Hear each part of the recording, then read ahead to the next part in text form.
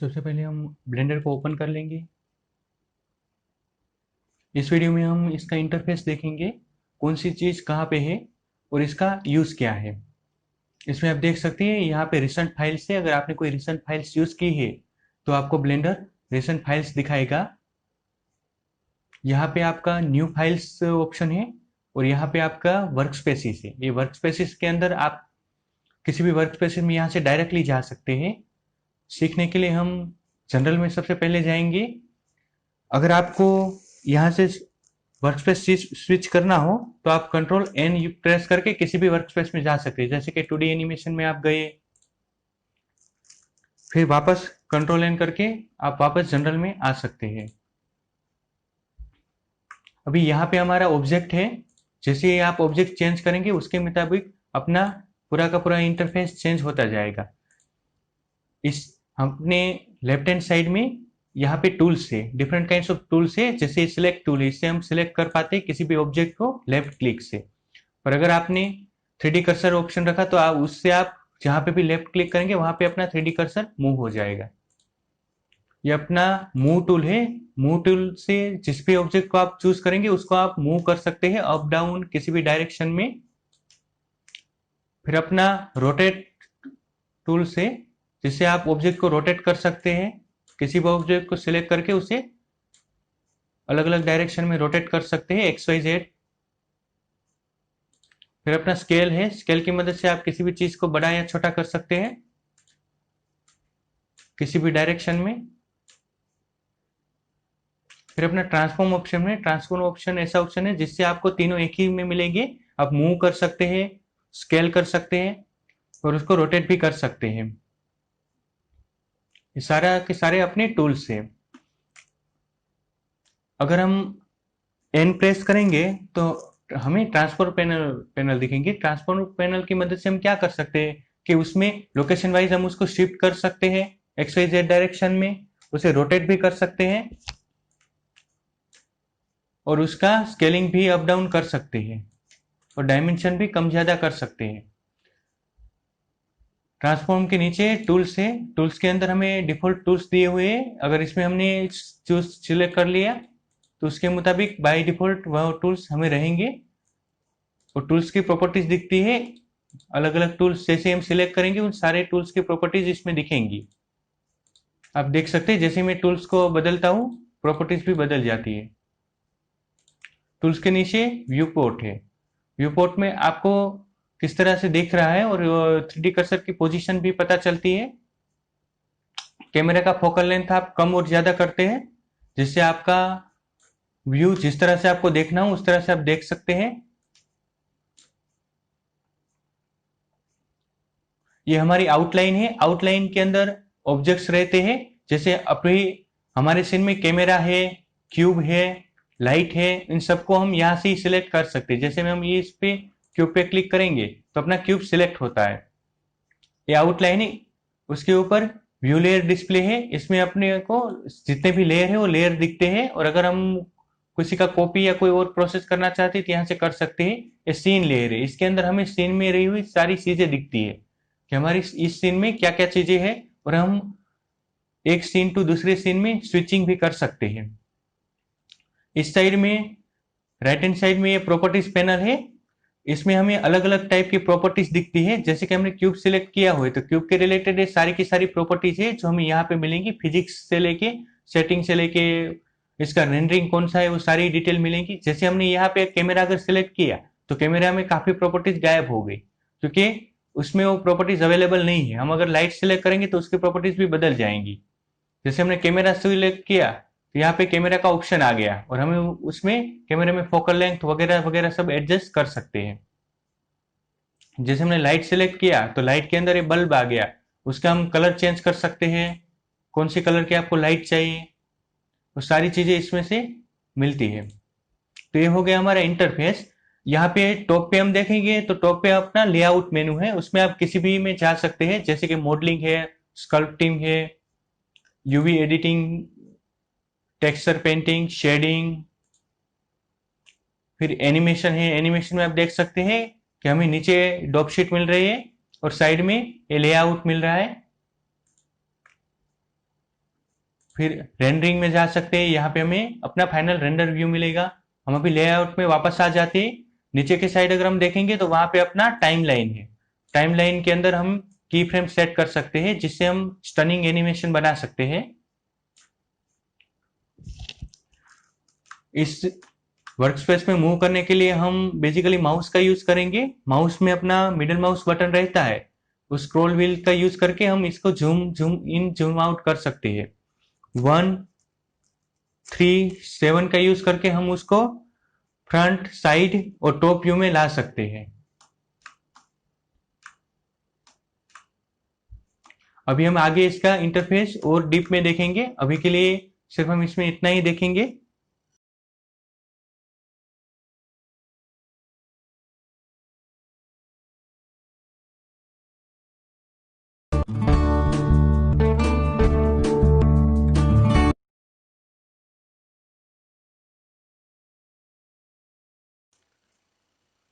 इस वीडियो में हम व्यूपोर्ट डिस्प्ले और फाइल मेनू के बारे में देख लेंगे। सबसे पहले हम ब्लेंडर को ऑन करके जनरल में जाएंगे। जनरल में यहाँ पे जो हमारा व्यूपोर्ट डिस्प्ले मेनू है, उसमें हम सभी ऑप्शन को चेक करेंगे। सबसे पहले रहेगा उसकी ऑब्जेक्ट की विजिबिलिटी एंड सिलेक्टिविटी। किसी भी ऑब्जेक्ट को आप यहाँ से सिलेक्ट कर सकते हैं और यहाँ से उसको डिसेबल कर सकते हैं, जो भी आपका ऑब्जेक्ट रहेगा वो। अगर आपने यहाँ से उसको लेफ्ट क्लिक करके नीचे ड्रैग कर दिया तो आप सब देख सकते हैं, सभी को आप हाइड कर सकते हैं। और सभी को अगर डिस्प्ले करना हो तो आप क्लिक करके अगर उसको ड्रैग करेंगे तो सभी एक साथ डिस्प्ले हो जाएगा। उसी तरह उसकी सिलेक्टिविटी को भी आप कर सकते हैं। अगर आपने सिलेक्टिविटी ऑफ कर दिया फिर उसके बाद इसको आप सिलेक्ट नहीं कर पाएंगे। उसके बाद ये अपना सिलेक्ट नहीं हो रहा है, देखिए। इसलिए हम फिर से उसकी सिलेक्टिविटी ऑन करेंगे। यहाँ पे भी आप क्लिक करके ड्रैग करेंगे तो आप सभी की सिलेक्टिविटी साथ में ऑफ कर सकते हैं और सभी की सिलेक्टिविटी को साथ में ऑन कर सकते हैं। उसके बाद हमारा रहेगा व्यूपोर्ट गिज्मोस। व्यूपोर्ट गिज्मोस दिखाता है कि जब आप किसी को सिलेक्ट करते हैं तो बाय डिफॉल्ट उसमें जो प्रॉपर्टीज रहती है, जैसे कि अगर हमने मूव सिलेक्ट किया तो इसको सिलेक्ट करते हुए वो मूव टूल अपने आप आ जाएगा। हमने रोटेट सिलेक्ट किया तो सिलेक्शन के साथ ही बाय डिफॉल्ट रोटेट आ जाएगा, और स्केल सिलेक्ट किया तो स्केल आ जाएगा। और इसको वापस से बंद कर देंगे और एज डिफॉल्ट रखेंगे। गिज्मोस में हमें उसकी नेविगेशन प्रॉपर्टीज दिखती है। उसके बाद व्यूपोर्ट ओवरलेज थी। व्यूपोर्ट ओवरलेज में हम ग्रिड, फ्लोर वगैरह को एडजस्ट कर सकते हैं। अगर हम ग्रिड को निकाल देंगे और फ्लोर को निकाल देंगे तो देख सकते हैं पूरा हमारा फ्लोर निकल गया, ग्रिड भी निकल गया। अभी उसको ग्रिड को हम स्केल भी कर सकते हैं, छोटा बड़ा जो भी साइज अपनी रहेगी उसको हम स्केलिंग कर सकते हैं। उसको बाय डिफॉल्ट 1 कर देंगे, रीसेट डिफॉल्ट।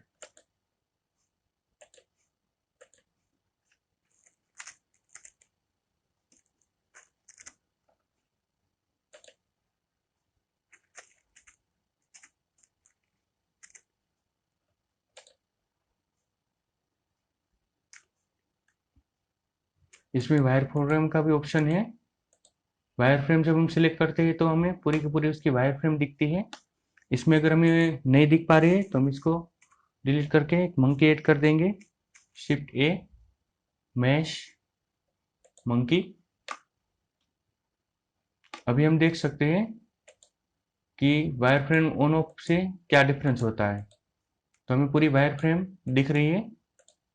फिर इस फेस ओरिएंटेशन, उसे हमें अपना फेस किस पोजीशन में और वो कैसा दिखेगा वो पूरी की पूरी इंफॉर्मेशन मिलती है। उसको भी ऑफ कर देंगे। Motion tracking. उसके बाद आएगा एक्सरे मोड। एक्सरे मोड से हमें पीछे की चीजें भी दिखती है। अगर इसके पीछे कोई ऑब्जेक्ट है तो हमें वो थ्रू आउट दिखता है। एक्सरे मोड बहुत ही यूजफुल है जब हम वर्टिसेस और लाइंस के साथ काम करते हैं। हम देख सकते हैं इसको घुमाए फिर भी आंखें दिख रही है, यहाँ से उसके पीछे का हिस्सा दिख रहा है। ये एक्सरे मोड है। फिर ये वायर फ्रेम मोड है, पूरा का पूरा सीन वायर फ्रेम में दिख रहा है। पर अगर एक्सरे मोड को ऑफ कर देंगे तो आपको वायर फ्रेम सही से दिखेगा और आप अच्छे से काम कर पाएंगे। आगे की वायर फ्रेम आगे ही दिखेगी, और अगर एक्सरे मोड ऑन होगा तो पीछे की वायर फ्रेम भी साथ में ही दिखेगी। उसके बाद हमारा शेडिंग व्यू है। शेडिंग व्यू में हमें इसका नॉर्मल व्यू दिखता है जिसमें हम नॉर्मली काम करते हैं। अगर आपको इसमें मटेरियल सिमुलेशन चेक करना हो कि इसमें मटेरियल कैसा लगेगा, तो यहाँ से हम ड्रॉप डाउन में चेक कर सकते हैं। ड्रॉप डाउन में स्टूडियो है, फिर यहाँ पे मेट कैप है। मेट कैप में अलग अलग टाइप का मटेरियल रहता है जो आप सिमुलेशन करके चेक कर सकते हैं कि कैसा दिखेगा। याद रखिए ये चीज रेंडर नहीं होती, सिर्फ ये हमारा सिमुलेशन देखने के लिए है कि कैसा लग रहा है। अलग अलग साइज का शेडिंग हम देख सकते हैं। हमारा ऑब्जेक्ट मटेरियल के साथ कैसा लगेगा कलरफुल, वो हमें इसमें दिखता है। वापस स्टूडियो में आ जाएंगे। अभी बाकी के ऑप्शन चेक करने के लिए इसको थोड़ा मल्टीप्लाई कर देंगे, शिफ्ट डी दबा के इसका डुप्लीकेट कुछ बना लेते हैं।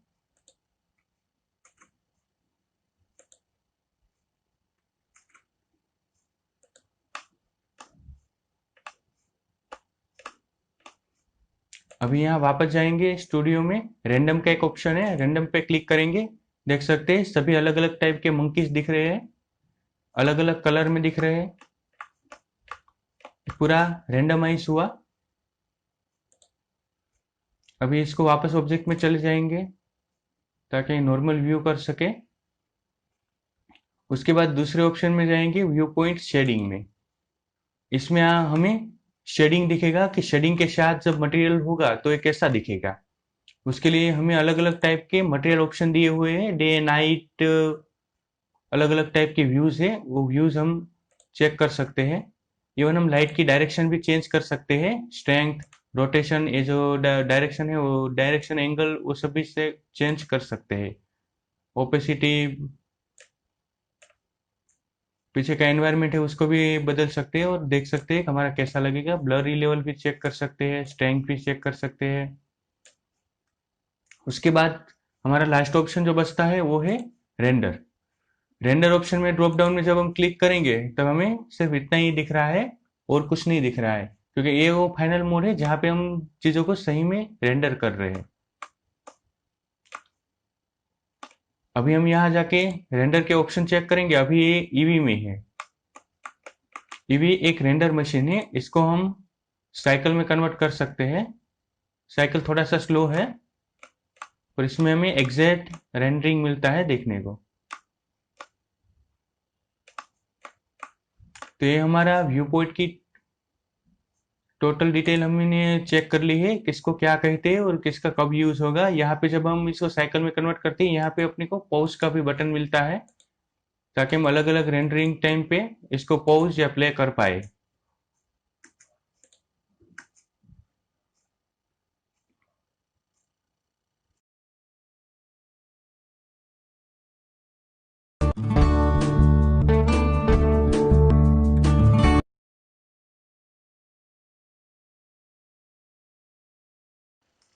इस वीडियो में हम चेक करेंगे 3D कर्सर कैसे वर्क करता है और उसका मेन फंक्शन क्या है। हम जनरल वर्कस्पेस में हैं अभी। 3D कर्सर जो यहाँ बीच में हमें दिख रहा है वही है 3D कर्सर। आपको कहीं पे भी अगर 3D कर्सर प्लेस करना हो तो किसी भी जगह पे कर्सर ले जाइए और वहां पे शिफ्ट प्लस राइट क्लिक कीजिए, वहां पे 3D कर्सर मूव हो जाएगा। जब भी हम कोई मेश ऐड करते हैं तो वो वहां पे ही प्लेस होती है जहाँ पे 3D कर्सर हमारा होता है। जैसे कि हमने यहाँ पे शिफ्ट प्लस राइट क्लिक किया तो यहाँ पे हमारा 3D कर्सर आ गया। अभी हम शिफ्ट ए करके यहाँ पे एक मेश डालेंगे मंकी, तो मंकी हमारा यहाँ पे आया। यहाँ सामने की साइड हम शिफ्ट प्लस क्लिक करेंगे, यहाँ पे शिफ्ट ए करके एक और मेश डालते हैं, लेट्स कौन डालते हैं, तो यहाँ पे हमारा कौन आ गया। अगर आप सीधा यहाँ पे 3D कर्सर सिलेक्ट कर लेते हैं तो आप कहीं पे भी क्लिक करेंगे 3D कर्सर वहीं पे ही आ जाएगा। जैसे कि हमने इनके बीच में सिलेक्ट किया, अभी हम नॉर्मल सिलेक्शन सिलेक्ट कर लेते हैं और अपना पिवट पॉइंट को 3D कर्सर पे शिफ्ट कर देते हैं। जब इन दोनों को सिलेक्ट करके अपना पिवट पॉइंट अगर हमने 3D कर्सर पे शिफ्ट कर दिया और उसके बाद हमने आर प्रेस करके इसको रोटेट किया, तो देख सकते हैं ये पूरे के पूरे सीन में जो रोटेशन होगा वो इनके रिलेटेड होगा। और अगर हमने एस प्रेस किया तो इससे रिलेटेड में इसका स्केलिंग बढ़ेगा। तो ये हमारा 3D कर्सर का मेन यूज है। अभी हमने जैसे कि ये आर प्रेस किया तो अपना रोटेशन जो हो रहा है वो 3D कर्सर कर्सर से रिलेटेड हो रहा है। अभी हम इसको रिलीज कर रहे हैं। अभी किसी एक ऑब्जेक्ट को सिलेक्ट कर लेते हैं और शिफ्ट एस प्रेस करते हैं। ये हमारा सिलेक्शन मेनू आ गया। अभी जिसको हमने सिलेक्ट किया है अगर हम उसको शिफ्ट करना चाहते हैं तो हम उसे अगर 3D कर्सर पे शिफ्ट करना चाहते हैं तो इस पर क्लिक करते ही हमारा 3D कर्सर पे शिफ्ट हो जाएगा।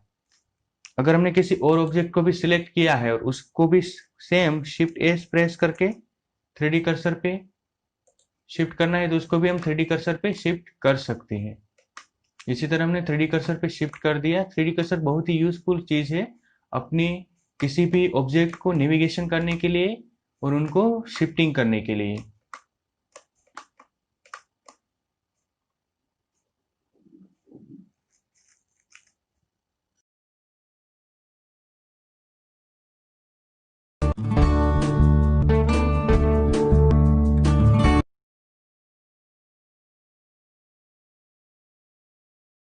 ऑब्जेक्ट को स्निपिंग करने के लिए पेरेंटिंग बहुत ही इंपॉर्टेंट कंसेप्ट है। आज हम पेरेंटिंग के बारे में थोड़ा सा जानेंगे कि पेरेंटिंग कैसे वर्क करता है और 3D कर्सर से हम और भी क्या क्या कर सकते हैं। सबसे पहले ये जो ऑब्जेक्ट है उसको शिफ्ट डी से मल्टीप्लाई कर लेंगे, थोड़ी डुप्लीकेट बना लेंगे। Shift D, shift D. अभी हम इसका पेरेंटिंग करेंगे। सबसे पहले नीचे वाले ऑब्जेक्ट को सिलेक्ट करेंगे, फिर शिफ्ट प्रेस करके ऊपर वाले को सिलेक्ट करेंगे। याद रखिए अगर इसका ऑर्डर हमने उल्टा कर दिया तो पेरेंटिंग भी उल्टा हो जाएगा। फिर हम कंट्रोल पी प्रेस करके पेरेंटिंग करेंगे। हम यहाँ पे ऑब्जेक्ट को पेरेंट करना है इसलिए ऑब्जेक्ट को सिलेक्ट करेंगे। अभी हमारा ए जो है वो पेरेंट हो गया और ए उनका चिल्ड्रन हो गया। अगर इसमें हम कुछ चेंजेस करेंगे ऊपर वाले में तो नीचे वाला भी उसके मुताबिक चेंज होगा। अभी हमने सेकंड नंबर के क्यूब को सिलेक्ट किया है, उसके ऊपर वाले को सिलेक्ट करेंगे शिफ्ट क्लिक करके और कंट्रोल पी प्रेस करके उसको भी पेरेंटिंग कर लेंगे। उसके बाद तीसरे नंबर वाले को सिलेक्ट करके चौथे वाले को शिफ्ट प्रेस करके सिलेक्ट करेंगे। उसके बाद कंट्रोल पी प्रेस करके उसको भी पेरेंटिंग करेंगे। अभी हमें टॉप वाले को सिलेक्ट करके जैसे हम जी प्रेस करते हैं और उसको मूव करते हैं तो हम देख सकते हैं चारों साथ में ही मूव हो रहे हैं। अगर नीचे वाले को जी प्रेस करके मूव करते हैं तो उसके नीचे वाला मूव हो रहा है पर उसका पेरेंट है वो मूव नहीं हो रहा है। अभी हमने ये सेकंड नंबर वाले को सिलेक्ट किया हुआ है, उस हम एन प्रेस करेंगे तो इसके टूल्स हमें दिखेंगे। टूल्स में जाके हम इसका ओरिजिन चेक क्लिक ओरिजिन पे क्लिक करेंगे तो अभी हम इसका ओरिजिन को मूव कर सकते हैं। तो जी प्रेस करेंगे, जैसे हमने जी प्रेस किया देखिए ऑब्जेक्ट को इटसेल्फ मूव नहीं हो रहा है पर इसका ओरिजिन मूव हो रहा है। अभी ओरिजिन मूव हुआ और उसकी वजह से अपना ये ऑब्जेक्ट भी मूव हो रहा है। अभी इसमें कंट्रोल जेड करके इसको वापस पोजीशन पे ले आएंगे। अगर हमने पेरेंट्स पे क्लिक किया तो हमारा सिर्फ ओरिजिन ही मूव होगा, उसके चिल्ड्रन भी मूव नहीं होंगे। ये आप देख सकते हैं किस तरह से काम कर रहा है। अभी क्या होगा कि हमारा जो पिवट पॉइंट है वो बदल गया है और पिवट पॉइंट इस जगह पे आ गया है। इसकी वजह से क्या होगा कि जब हम आर प्रेस करके इसको रोटेट करेंगे तो ये तीनों अपने इस पोजीशन में रोटेट होंगे। पर सबसे पहले हम इसको निकाल देंगे इन दोनों को।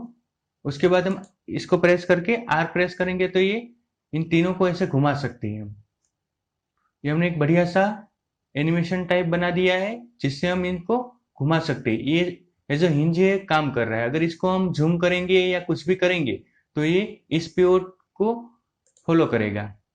ये हो गया पेरेंटिंग। पेरेंटिंग के बाद हम अभी चेक करेंगे। पहले शिफ्ट राइट क्लिक करके कर्सर को यहाँ पे ले लेंगे। अभी यहाँ पे एक मंकी ऐड करेंगे, शिफ्ट ए।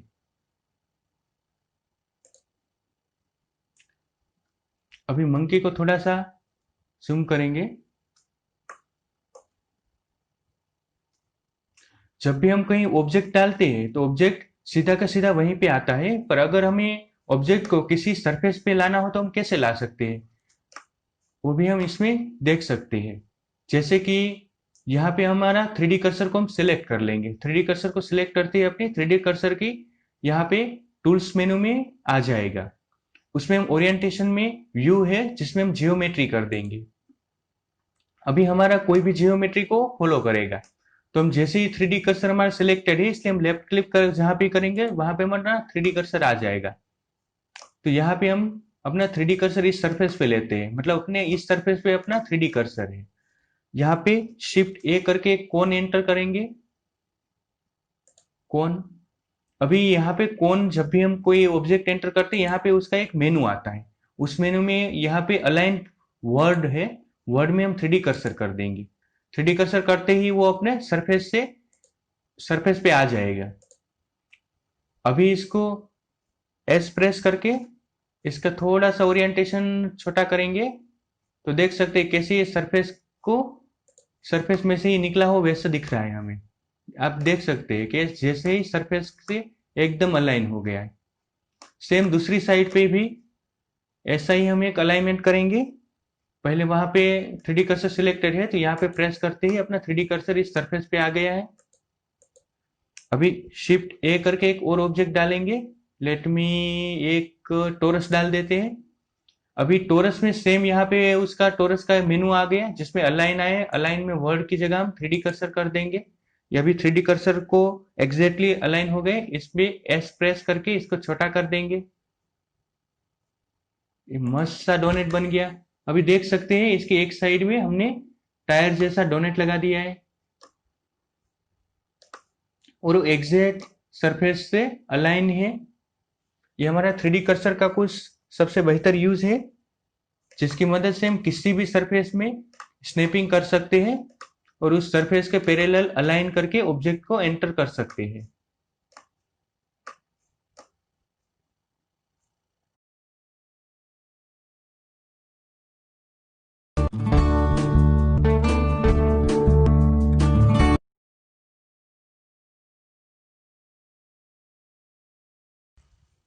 इस वीडियो में हम different types of properties review करेंगे।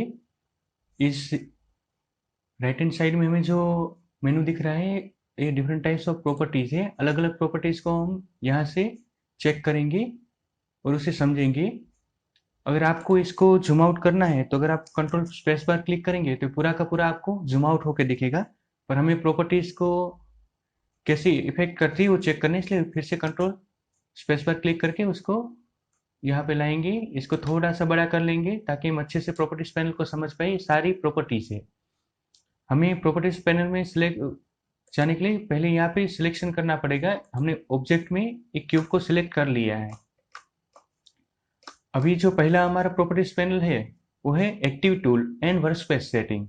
इसमें हम देखेंगे जैसे हम यहाँ पे टूल अलग सिलेक्ट करते हैं इसका प्रॉपर्टीज भी बदल जाती है और इसमें हमें अलग अलग टाइप के वर्कस्पेस यहाँ से सिलेक्ट कर सकते हैं। जैसे अभी ऑब्जेक्ट मोड में है, इसमें से कोई भी मोड हम यहाँ से सिलेक्ट कर सकते हैं और उसमें से डायरेक्टली हम यहाँ से जा सकते हैं। यहाँ पे अपना डिफॉल्ट जो उसका बॉक्स होगा उसमें हम प्रॉपर्टीज सिलेक्ट कर सकते हैं। जैसे सिलेक्शन बॉक्स है, फिर सर्कल, लेसो, ट्विक वगैरह को हम यहाँ से सीधा सिलेक्ट कर सकते हैं और हमें इसमें टूल्स की प्रॉपर्टीज मिलती है जो हमारा एक्टिव टूल रहेगा उनकी। उसके बाद हम जाएंगे रेंडर प्रॉपर्टीज में। रेंडर प्रॉपर्टीज में हमें रेंडर कौन सा रेंडर इंजन हमें यूज करना है, आपको सैम्पलिंग क्या चाहिए, एम्बियंट ओकेशन क्या चाहिए, और सारी की सारी डिटेल मिलती है। इन शॉर्ट इसमें हमें पूरी की पूरी डिटेल मिलती है अबाउट रेंडरिंग कि हम कौन सा रेंडर इंजन यूज कर रहे हैं और हमारा सैम्पलिंग क्या रहेगा। उसके बाद आते हैं आउटपुट प्रॉपर्टीज पे। आउटपुट प्रॉपर्टीज पे हमारा रिजोल्यूशन क्या होना चाहिए, हमने अगर इसको रेंडर किया तो किस रिजोल्यूशन में रेंडर होगा। उसके बाद फ्रेम स्टार्ट एंड स्टॉप, इसमें हमें डिफाइन करना होता है कि हमें कितने लेंथ का वीडियो और एनिमेशन चाहिए। जैसे ये यहाँ पे हम जितना डालेंगे उसके मुताबिक यहाँ पे टाइमलाइन में चेंजेस हो जाएगा। टाइमलाइन में उसके मुताबिक चेंजेस हो जाएगा। अभी 250 हमने ऐसे ही रखा है। फिर अपना फ्रेम रेट रहेगा। फ्रेम रेट में 24 अभी सिलेक्टेड है, हम स्टैंडर्ड 24 रखते हैं। आप 60 तक कोई भी रख सकते हैं। जैसे ही फ्रेम रेट बढ़ेगा हमारा रेंडरिंग स्पीड स्लो हो जाएगा। फिर यहाँ पे हमें आउटपुट फॉर्मेट मिलता है, फाइल फॉर्मेट। इसमें से आप कोई भी फॉर्मेट सिलेक्ट कर सकते हैं। ये वीडियो और ऑडियो दोनों के लिए फॉर्मेट दिए हुए है। उसके बाद हम जाएंगे उसके नीचे वाली प्रॉपर्टी में, व्यू लेयर पैनल प्रॉपर्टीज। यहाँ पे हमें डिफ्यूज, लाइट, कलर वगैरह प्रॉपर्टीज मिल रही है। उसके बाद सीन प्रॉपर्टीज में जाएंगे। इसमें हमें सीन में क्या क्या चीजें यूज हो रही है, बैकग्राउंड कौन सा यूज हो रहा है, वो सारी की सारी डिटेल इसमें से मिलेंगी। उसके बाद वर्ड प्रॉपर्टीज में जाएंगी। अभी वर्ड प्रॉपर्टीज में हमारा कौन सा व्यू पॉइंट है, वो सारी की सारी डिटेल मिलेगी। बैकग्राउंड है, इसका कलर अभी ये है। अगर हमें कलर सही में चेक करना हो तो हम रेंडर में जाएंगे। रेंडर में जाके हम इसका कलर थोड़ा सा चेंज करेंगे तो हमें पता चलेगा कि हमारा पूरा का पूरा बैकग्राउंड कलर कैसे दिख रहा है। तो ये वर्ड प्रॉपर्टीज है जिसमें हमें वर्ड में क्या क्या चेंजेस हो रहा है वो सारे का सारा डिटेल मिलेगा। इसको हम वापस ग्रे में डाल देते हैं।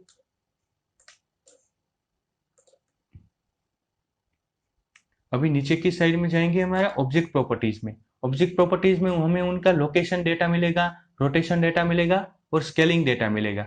हम इसमें से चेंजेस भी कर सकते हैं, स्केलिंग को बदल सकते हैं, रोटेशन बदल सकते हैं, फिर लोकेशन भी इसका चेंजेस कर सकते हैं। हम इसको सेट एज डिफॉल्ट कर लेंगे।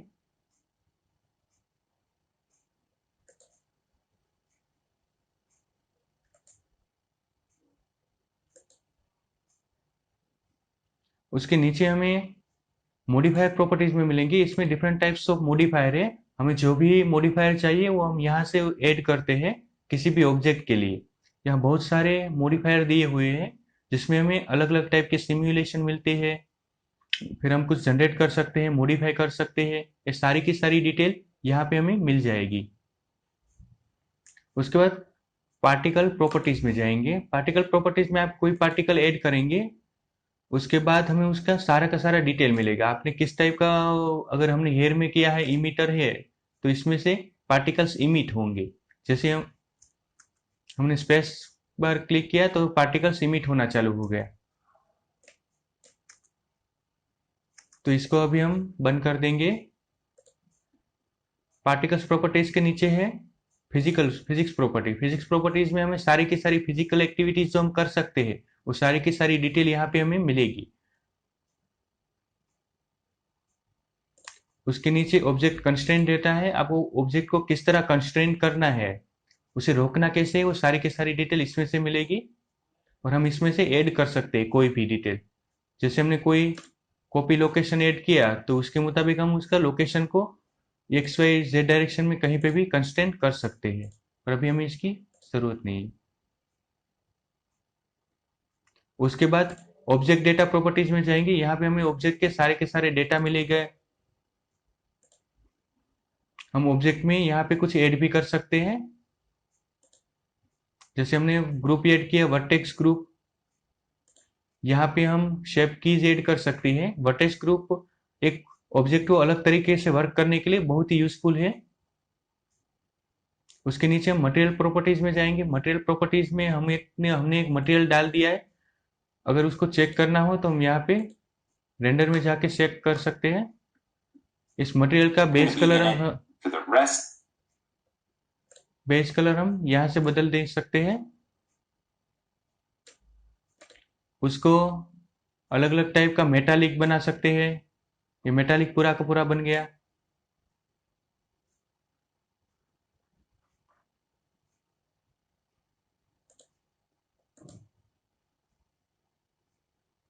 उसके बाद हमारी लास्ट प्रॉपर्टी टेक्सचर प्रॉपर्टीज बताती है। हमने यहाँ पे कोई टेक्सचर डाला नहीं है, पर आप यहाँ पे ब्रश या कोई भी ब्रश मास्क, कोई भी टेक्सचर यहाँ से प्लस करके डाल सकते हैं। ये हमने ब्रश करके एक ब्रश मास्क एडिट करके डाल दिया।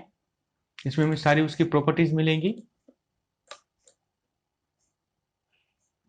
तो ये हमारी प्रॉपर्टीज पैनल है। हम इसका मैक्सिमम यूज करेंगे इन पूरे कोर्स में।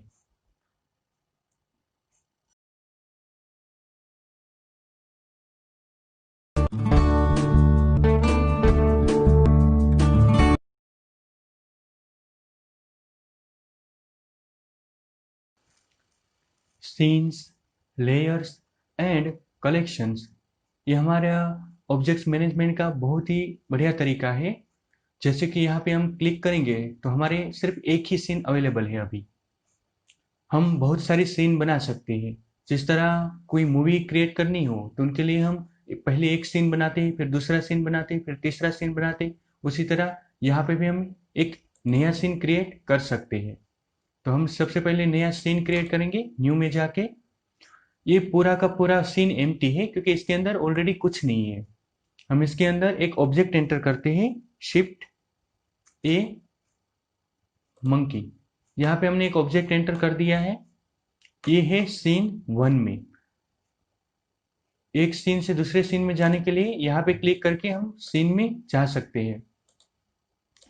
अभी एक सीन में कोई ऑब्जेक्ट है, उसे दूसरी सीन में कैसे लिंक करते हैं वो देखते हैं। लिंक करने के लिए हमें ऑब्जेक्ट को सबसे पहले ऑब्जेक्ट को सिलेक्ट करना है। उसके बाद कंट्रोल एल प्रेस करना है। कंट्रोल एल प्रेस करते ही हमें उसमें सीन दिखाए जाएंगे, कौन से सीन से हमें उस ऑब्जेक्ट को लिंक करना है। यहाँ पे हमारे पास सिर्फ 2 ही सीन हैं। आपके पास 8 से 10 होंगे तो उस सारे के सारे यहाँ पे दिखाए जाएंगे। तो यहाँ पे हम सीन में ऐसे लिंक कर दिया है। तो हम देख सकते हैं कि अपना सीन के अंदर ये मंकी आ गया है। अभी लिंकिंग का बेस्ट यूज क्या है कि इसको हम जैसे ही जी करके थोड़ा सा मूव कर लेंगे एक्स डायरेक्शन में।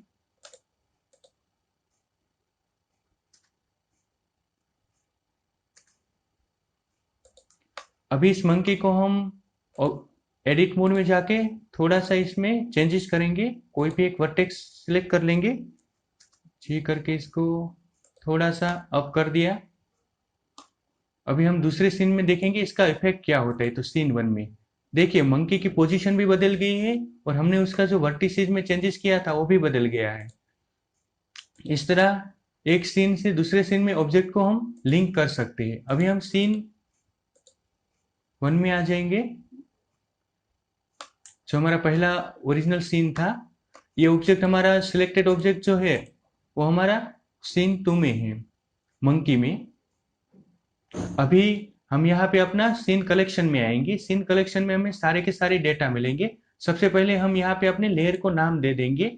ये हमारा हो गया है लेयर। अभी इस लेयर के अंदर हम सबसे पहले एक कलेक्शन ऐड करेंगे सी प्रेस करके। सी प्रेस करते ही यहाँ पे देखिए कलेक्शन 2 आ गया है। उस कलेक्शन में मंकी को डाल देंगे। हमने ये मंकी को कलेक्शन 2 में डाल दिया। तो ये जैसे हम एक कलेक्शन को ऑफ करेंगे तो मंकी भी गायब हो जाएगा। उसी तरह ये हमारा पुराना कलेक्शन था, कलेक्शन में क्यूब और बाकी सारी चीजें, उसको भी गायब करने से वो चली जाएगी। अभी मंकी को सिलेक्ट करने के बाद यहाँ पे हमारा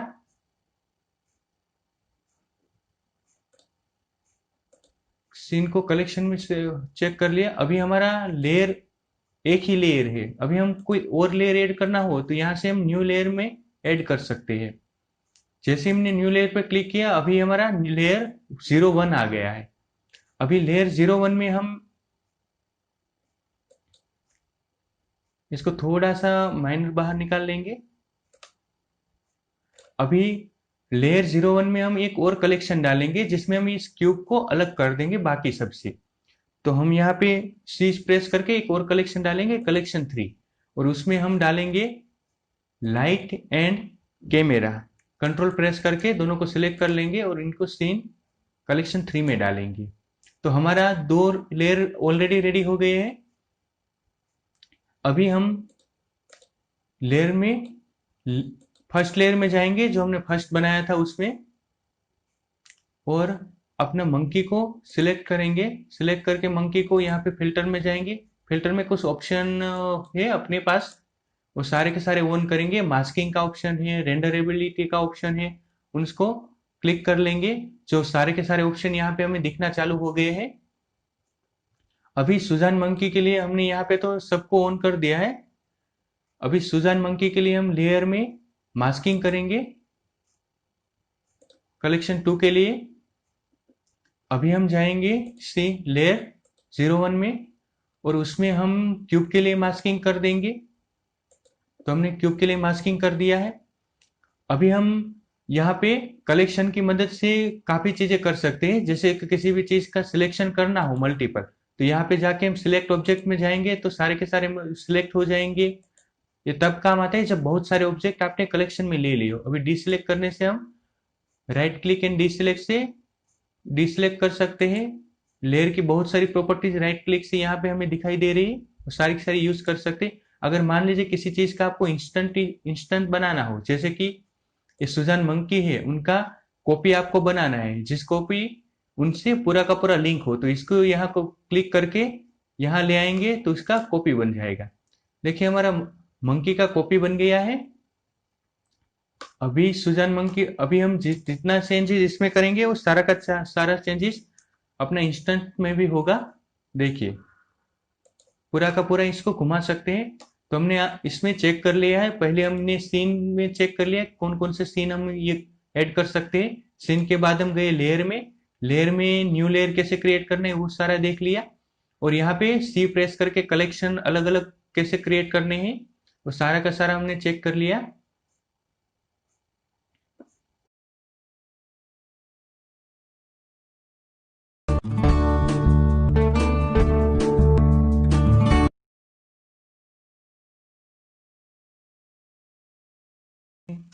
अलग अलग सीन के मुताबिक general, 2D animation, sculpting, VFX, video editing, ये सारी हमारी वर्क स्पेसिस है। अभी हम किसी भी वर्क स्पेसिस में कभी भी स्विच कर सकते हैं बाय हिटिंग कंट्रोल एन। हम 2D एनिमेशन में जा सकते हैं, स्कल्पटिंग मोड में जा सकते हैं और कंट्रोल एन प्रेस करके जनरल में जा सकते हैं। तो हमने अभी जनरल सिलेक्ट किया हुआ है। यहाँ पे ऊपर भी हम सारी टाइप की वर्क स्पेसिस देख सकते हैं जिसके अंदर हमारा काम हो सकता है। यहाँ पे ऑब्जेक्ट मोड है, उसमें से एडिट मोड में स्कल्पटिंग मोड, फिर वर्टेक्स पेंट, वेट पेंट, ये सारी भी हमारी वर्क स्पेसिस है जिसके अंदर हम अलग अलग प्रोसेस करने के लिए जाते हैं। अभी हम ये हमारे जनरल लेआउट है, उसमें से हम मॉडलिंग में जाएंगे। जैसे ही हम मॉडलिंग में गए हम लोग एडिट वर्क स्पेस में अपने आप आ गए, जिसमें हम किसी भी चीज को सिलेक्ट कर सकते हैं। जैसे कि हम यहाँ पे वर्टेक्स को सिलेक्ट कर सकते हैं, शिफ्ट प्रेस करके मल्टीपल वर्टेक्स सिलेक्ट कर सकते हैं और उसको मूव कर सकते हैं किसी भी डायरेक्शन में।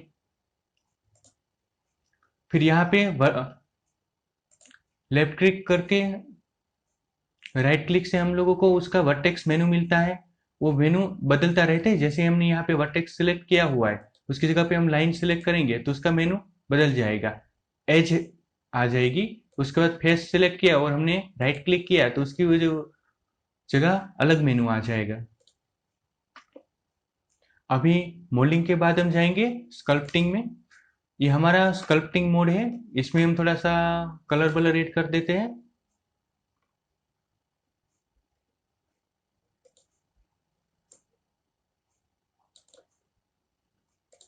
अभी हमारा बढ़िया से एक क्यूब है।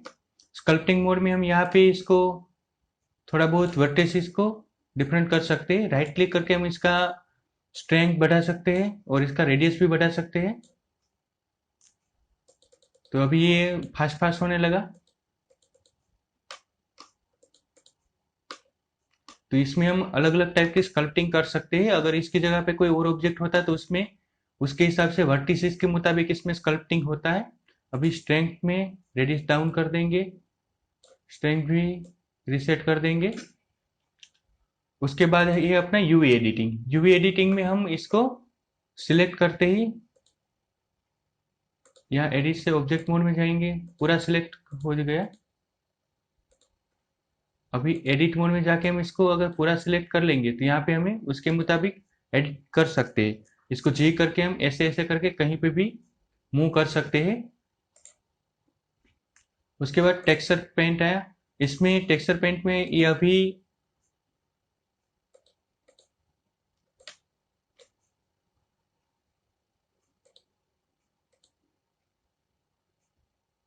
यहाँ पे हमने अभी कोई भी टेक्सचर दिया हुआ नहीं है। जैसे हम यहाँ पे न्यू टेक्सचर पे क्लिक करेंगे हमारा पूरा का पूरा टेक्सचर इसमें आ जाएगा जितना हमने सिलेक्ट करके रखा है स्कल्पटिंग मोड में। फिर यूवी एडिटिंग, यूवी एडिटिंग में हमने क्या क्या सिलेक्ट किया है उसके मुताबिक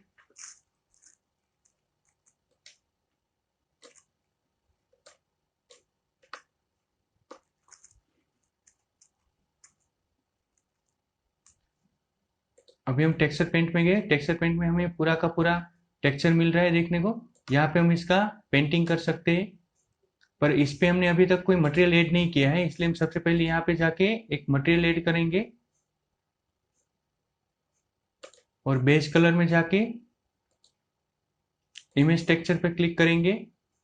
उसके बाद हमने यहाँ पे जो अनटाइटल सिलेक्ट किया हुआ है उसको यहाँ पे लेंगे, तो यहाँ पे इसका ड्राइंग दिखना चालू हो जाएगा। अब हम चाहे तो इसका कलर भी चेंजेस कर सकते हैं।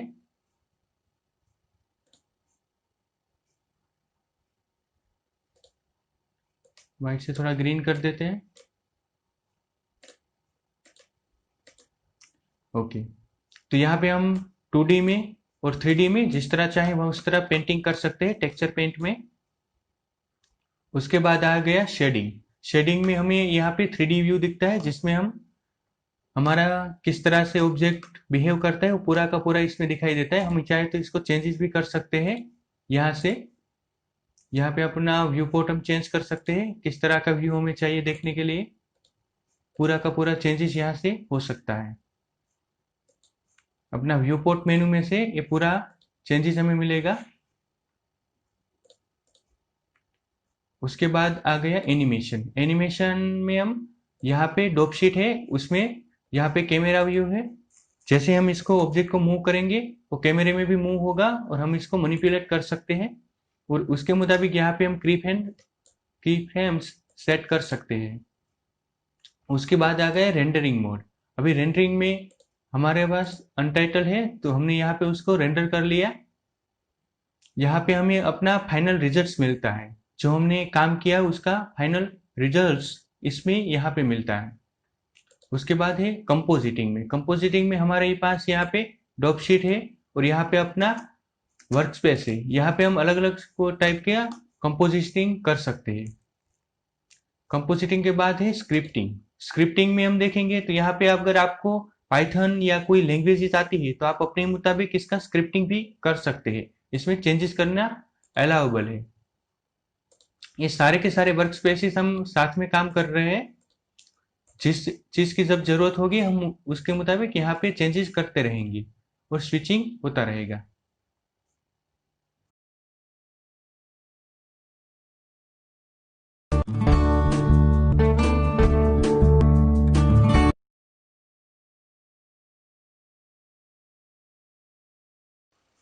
ब्लेंडर में बहुत सारी वर्क स्पेसिस बाय डिफॉल्ट दी हुई है और हमें कस्टम करने की बहुत ही कम जरूरत पड़ती है।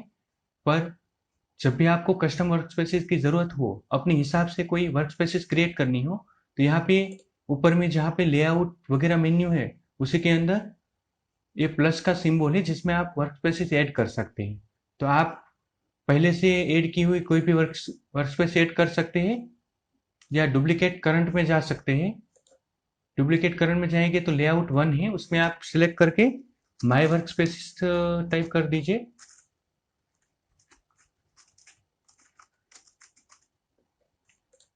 अभी हम इसको अपने मुताबिक कस्टमाइज कैसे कर सकते हैं वो मैं आपको यहाँ पे बढ़िया से दिखा सकता हूँ। देखिए, जैसे ये हमारी जनरल वर्क स्पेस है, यहाँ पे हम ऊपर की साइड पे जैसे ही अपना कर्सर ले जाएंगे वहां पे एक प्लस का सिंबल आएगा। उस प्लस के कर्सर को ऐसे खींचेंगे तो यहाँ पे एक दूसरा और लेआउट आ जाएगा। सेम चीज यहाँ पे नीचे से जब हम करेंगे तब हर कॉर्नर में ये सिंबल आता है, तो इसको हम थोड़ा ऊपर कर लेंगे तो एक और यहाँ पे पैनल खुल गया अपना। अभी यहाँ पे हम कुछ भी डाल सकते हैं, जैसे यहाँ पे 3D व्यू पॉइंट ऑलरेडी है, पर अगर आपको यूवी एडिटर चाहिए आप यूवी एडिटर ले सकते हैं। फिर आपको इसमें डॉप शीट लेनी है तो डॉप शीट डाल सकते हैं, टाइमलाइन, ग्राफ एडिटर या और भी कोई चीज अगर आपको चाहिए तो यहाँ पे आप ले सकते हैं। यहाँ पे हम शेडर एडिटर लेंगे, एंड प्रेस करके पूरा जूम कर लेंगे। यहाँ पे हमें शेडर एडिटर मिल चुका है। यहाँ के नीचे की साइड में भी यहाँ पे जब हम उसके मेनू एडिटर टाइप में चेक करेंगे तो एडिटर टाइप में हमें अलग अलग मिलेंगे। इसमें से हम लेंगे इमेज एडिटर। या कंपोजिटर है, शिफ्ट है, डॉप शीट, टाइमलाइन, ग्राफ एडिटर, कोई भी सिलेक्ट कर सकते हैं। हम इसमें इमेज एडिटर लेंगे। तो ये हमारा कस्टमाइज वर्कस्पेस हो गया। इस वर्कस्पेस में हमने जो जो चीजें हमें ऐड करनी थी वो सारी की सारी चीजें हमने ऐड की है। और अगर आपको कभी भी किसी भी टाइम पे अगर आपको चेंजेस करना हो वो भी आप कर सकते हैं इसमें से। डॉप शीट आप ले सकते हैं, फिर अपना यूवी एडिटर आप ले सकते हैं, टेक्सचर नोट एडिटर में जा सकते हैं, ग्राफ एडिटर जिसमें आप अलग अलग एनिमेशन का ग्राफ चेक कर सकते हैं।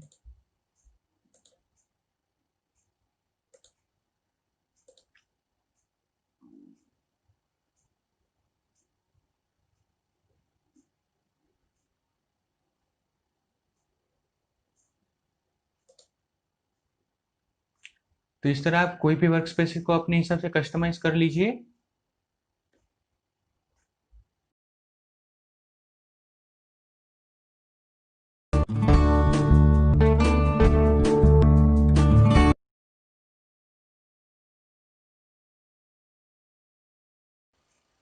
ब्लेंडर में बहुत ही इंपॉर्टेंट चीज दी हुई है, प्रेफरेंसेस।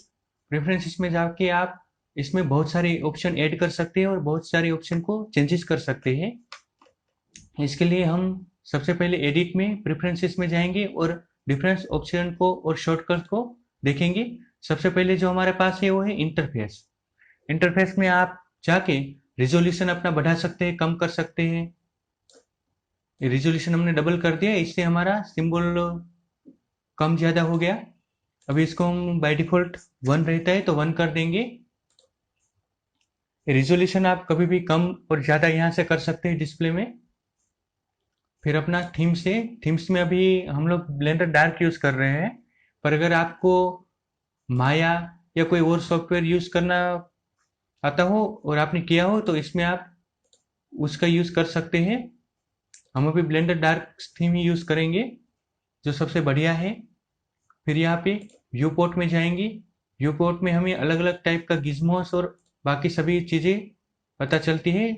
डिस्प्ले, क्वालिटी, टेक्सचर, ये सारी चीज़ें यहाँ पे रहती है। आप इसमें अपने हिसाब से चेंजेस कर सकते हैं।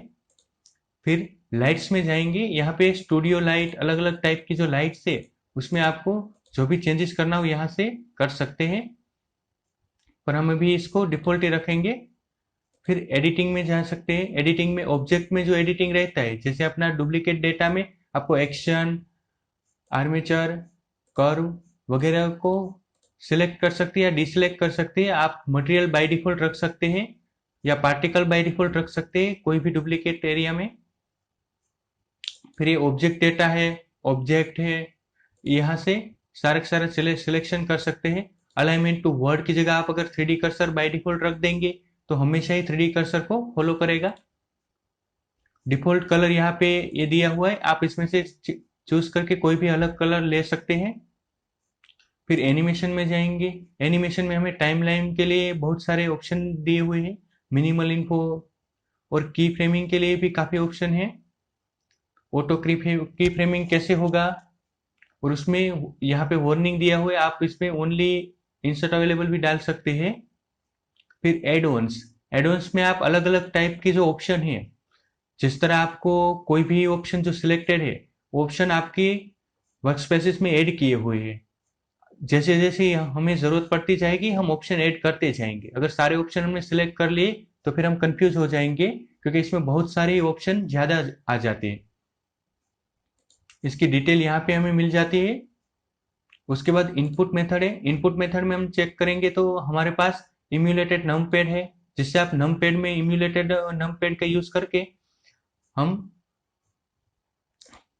इसको इम्यूलेटेड नम पैड जब यूज करेंगे तब हम 1, 3, 5 प्रेस करके अलग अलग वर्क स्पेसिस में जा सकते हैं।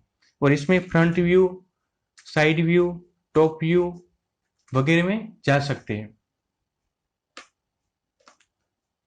तो अभी हम वापस एडिट मेन्यू में जाके प्रेफरेंसेस में जाएंगे और प्रेफरेंसेस में अपना इनपुट मेथड में इम्यूलेटेड नम पैड थोड़ी देर के लिए निकाल देंगे।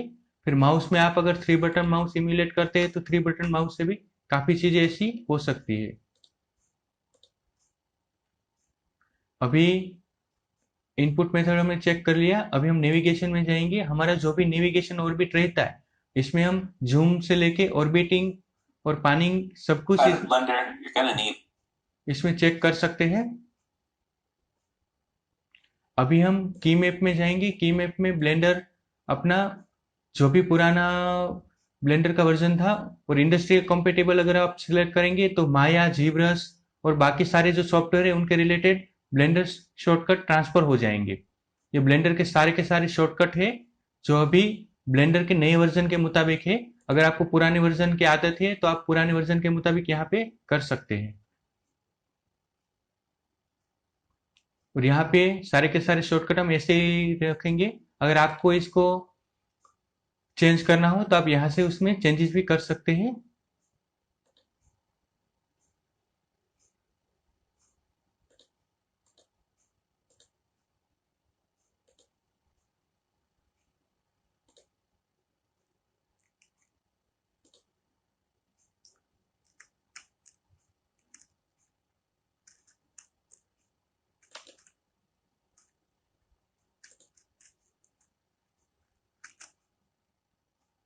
यहाँ पे हम सिस्टम में जाके चेक कर लेंगे।